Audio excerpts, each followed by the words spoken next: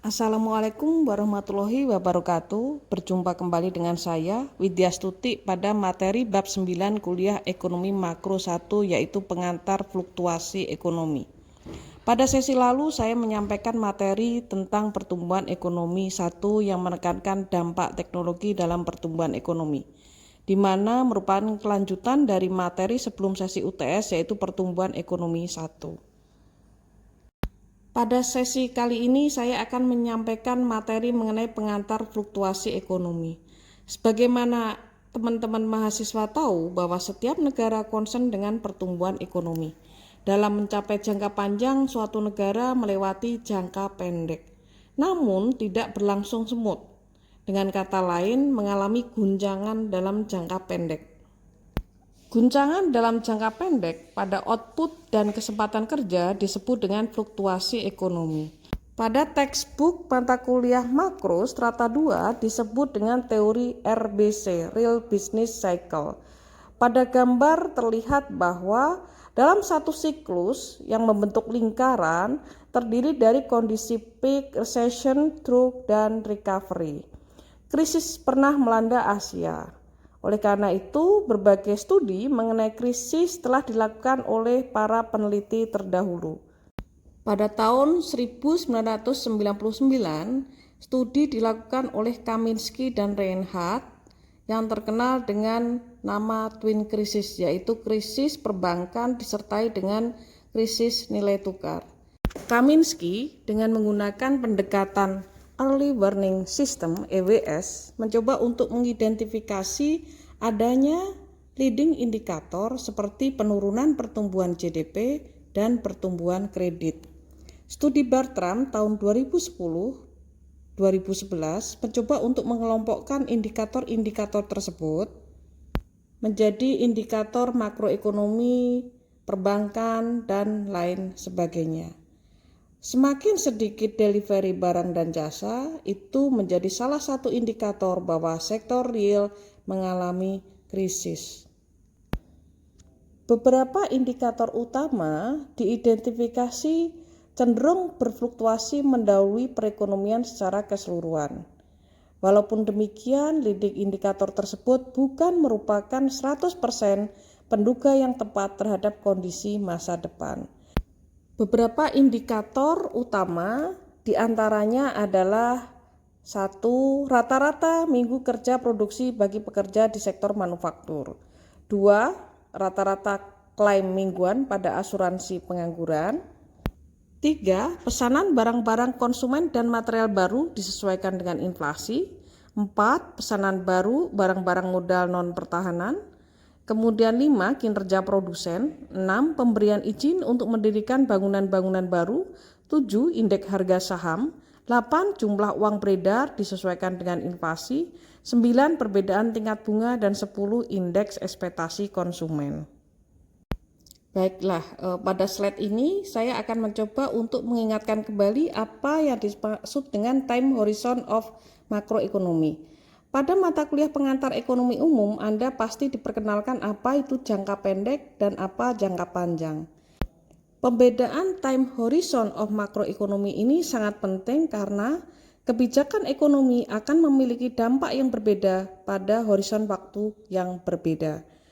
Jangka pendek versus jangka panjang. Di dalam jangka pendek, harga diasumsikan kaku atau sticky. Sedangkan dalam jangka panjang, harga diasumsikan fleksibel dan bisa menanggapi perubahan dalam penawaran dan permintaan. Misalkan kita berikan contoh di sini, Bank Indonesia mengurangi jumlah uang beredar sebesar 5%, maka akan mengurangi seluruh harga sebesar 5% termasuk upah, variabel real tetap sama, tidak menyebabkan fluktuasi output maupun kesempatan kerja.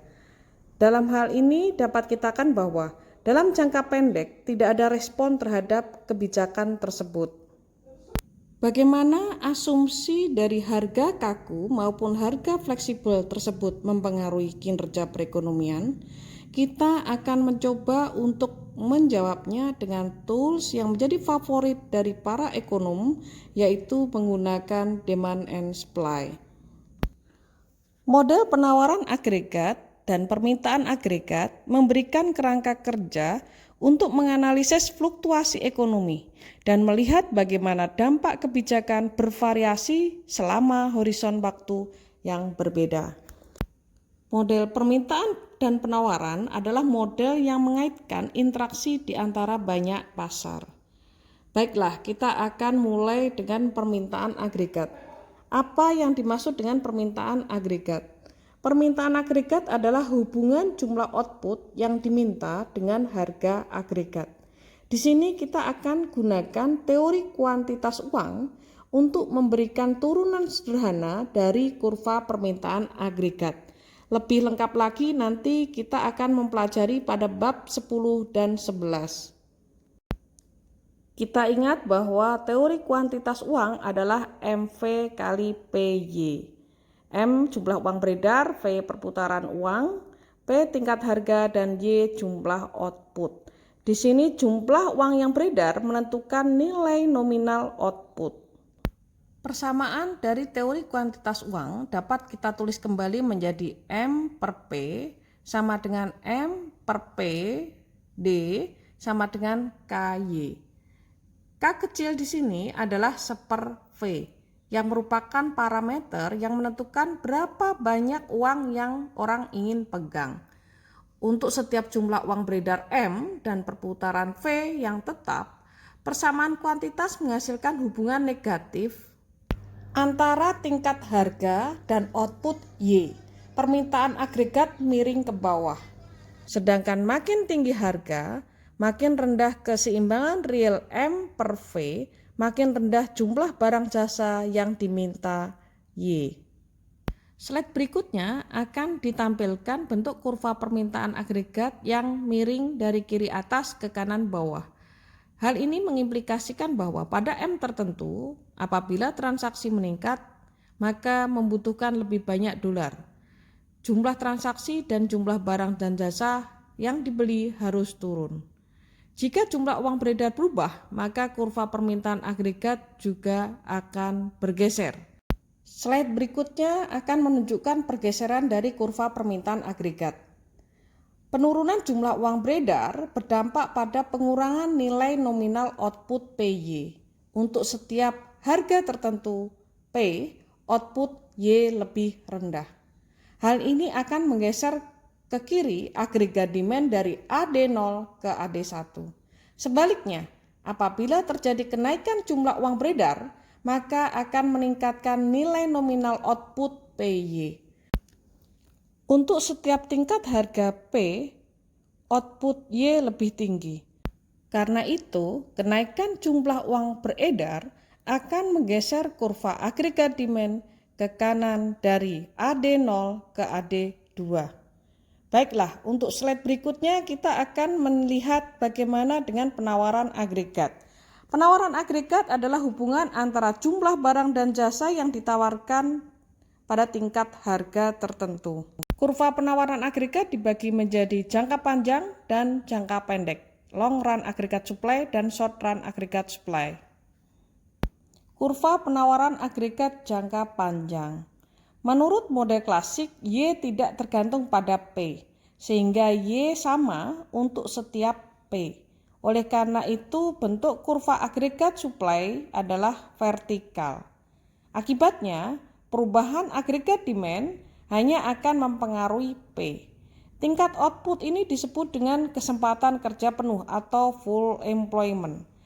Pada kondisi full employment, sumber daya perekonomian sudah dioptimalkan dan pengangguran berada pada tingkat wajarnya atau disebut nairo. Pada slide berikut akan ditunjukkan pergeseran permintaan agregat jangka panjang. Jika dalam jangka panjang money supply diturunkan, maka kurva agregat demand akan bergeser ke kiri. Dalam hal ini dari AD1 ke AD2. Hal ini mengakibatkan P mengalami penurunan tetapi Y tetap. Terlihat pada grafik bahwa perubahan dalam permintaan agregat hanya akan mempengaruhi harga namun tidak pada output ataupun kesempatan kerja. Slide berikut akan menyajikan kurva penawaran agregat jangka pendek. Terlihat pada gambar, perubahan di dalam permintaan agregat akan mempengaruhi tingkat output. Pergeseran agregat demand dari AD1 ke AD2 akan menyebabkan penurunan Y dari Y1 ke Y2. Berikut akan disajikan pergeseran permintaan agregat jangka pendek. Keseimbangan awal berada pada titik A. Penurunan agregat demand, misalnya karena money supply-nya mengalami penurunan, maka akan menggeser perekonomian dari A ke B, sehingga Y mengalami penurunan di bawah tingkat wajarnya atau terjadi resesi. Akibat resesi, upah dan harga mengalami penurunan. Penurunan tingkat harga berangsur-angsur akan menggerakkan perekonomian ke bawah sepanjang kurva permintaan agregat ke titik C, yang merupakan equilibrium jangka panjang yang baru. Pada equilibrium jangka panjang yang baru itu, yaitu pada titik C, output dan kesempatan kerja kembali kepada tingkat alamiah, tetapi harga menjadi lebih rendah dibandingkan dalam equilibrium jangka panjang yang lama, yaitu titik A. Kapan terjadi equilibrium jangka panjang? Keseimbangan jangka panjang adalah ketika perekonomian berada pada perpotongan short run agregat supply, long run agregat supply, dan agregat demand. Selanjutnya pada slide berikut kita perhatikan penurunan permintaan agregat karena penurunan jumlah uang beredar. Penurunan jumlah uang beredar akan menggeser kurva permintaan agregat demand dari AD1 menjadi AD2. Dalam jangka pendek, hal itu ditunjukkan oleh pergeseran perekonomian dari titik A ke titik B, sehingga output akan mengalami penurunan di bawah tingkat wajarnya, atau dengan kata lain terjadi resesi. Penurunan tingkat output akan mempengaruhi permintaan terhadap tenaga kerja, karena permintaan terhadap tenaga kerja merupakan permintaan turunan atau derived demand dari permintaan terhadap output. Dampak dari permintaan yang rendah, maka harga akan turun. Akhirnya, dalam jangka panjang yang ditunjukkan oleh equilibrium di titik C, output dan kesempatan kerja kembali ke tingkat alamiah, tetapi harga lebih rendah dibandingkan dengan titik A. Seperti yang sudah saya sampaikan di awal, fluktuasi dalam perekonomian disebabkan oleh perubahan dalam agregat demand dan agregat supply. Perubahan eksogen dalam kurva ini disebut dengan guncangan atau shock, yang mana terdiri dari dua shock atau dua guncangan, yaitu demand shock, guncangan yang menggeser kurva agregat demand, dan supply shock, guncangan yang menggeser kurva agregat supply. Terkait dengan hal tersebut, pemerintah akan melakukan suatu tindakan kebijakan yang bertujuan mengurangi tekanan fluktuasi ekonomi jangka pendek yang disebut dengan kebijakan stabilisasi. Slide berikut akan menyajikan bagaimana guncangan yang terjadi dalam permintaan agregat. Misalnya, peluncuran kartu kredit. Dampak dari peluncuran kartu kredit adalah jumlah uang tunai yang ingin dipegang mengalami penurunan, ditunjukkan oleh K kecil yang mengalami penurunan. Kecepatan peredaran uang akan mengalami kenaikan, dan jika M konstan, maka P kali Y mengalami kenaikan. Agregat demand akan meningkat, dan dalam jangka pendek Y akan meningkat atau terjadi booming. Upah naik dan P mengalami kenaikan. Perekonomian berangsur kembali ke tingkat produksi alamiahnya. Selanjutnya, slide berikut akan disajikan guncangan penawaran agregat. Guncangan penawaran agregat adalah guncangan pada perekonomian yang bisa mengubah produksi barang dan jasa, yang mana sering disebut dengan guncangan harga. Guncangan tersebut disebabkan oleh berbagai faktor, diantaranya hama yang menghancurkan pertanian sehingga menyebabkan produksi mengalami penurunan, kenaikan agresivitas serikat pekerja yang menuntut kenaikan upah sehingga mendorong produsen mengurangi tenaga kerjanya yang berdampak pada penurunan output. Guncangan penawaran agregat lainnya yaitu karena adanya organisasi kartel dunia yang mampu memengaruhi supply. Dua slide berikut akan disajikan secara rinci bagaimana kebijakan stabilisasi bekerja dan masalah-masalah praktis yang muncul dalam penggunaannya.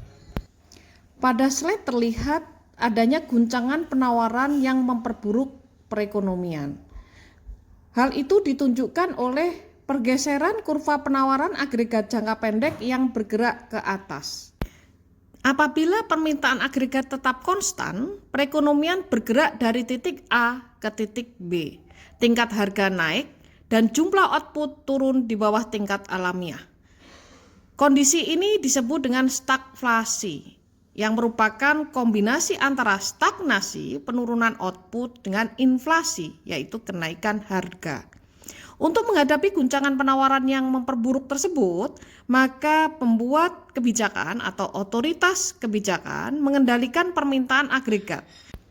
Sebagai contoh, bank sentral memiliki pilihan sulit di antara dua opsi.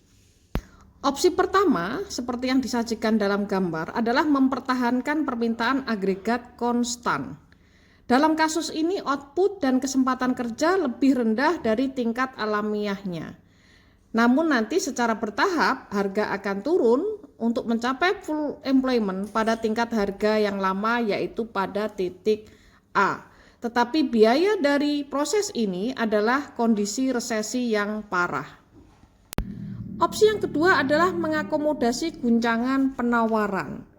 Berdasarkan slide terlihat bahwa guncangan penawaran akan memperburuk dan mempengaruhi kurva penawaran agregat jangka pendek sehingga menggeser SRAS dari SRAS 1 ke SRAS 2. Bank sentral mencoba untuk mengakomodasi guncangan itu dengan meningkatkan permintaan agregat. Hal ini ditunjukkan oleh pergeseran agregat demand dari agregat demand 1 ke agregat demand 2. Dampak dari hal tersebut adalah tingkat harga yang lebih tinggi secara permanen. Namun, berdasarkan gambar terlihat bahwa output tidak mengalami perubahan. Berdasarkan contoh yang sudah saya sampaikan, terlihat bahwa pemerintah menghadapi pilihan yang sulit. Di satu sisi, ketika mencoba untuk mempertahankan permintaan agregat tetap, perekonomian mengalami stagflasi. Di sisi lain, ketika pemerintah mencoba untuk mengakomodasi guncangan penawaran, akibatnya P mengalami kenaikan walaupun Y tidak mengalami perubahan. Demikian materi kali ini saya sampaikan. Mudah-mudahan memberikan pemahaman kepada kita mengenai guncangan atau fluktuasi di dalam perekonomian dan bagaimana pemerintah mencoba untuk menanggapi guncangan dan menstabilkan perekonomian melalui kebijakan stabilisasi.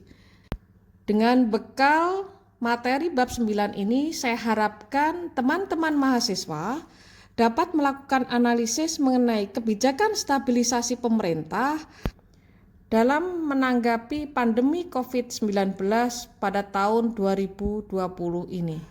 Akhirul kata, saya akhiri sesi pada kali ini. Saya sampaikan wassalamualaikum warahmatullahi wabarakatuh. Tetap semangat dan jaga kesehatan.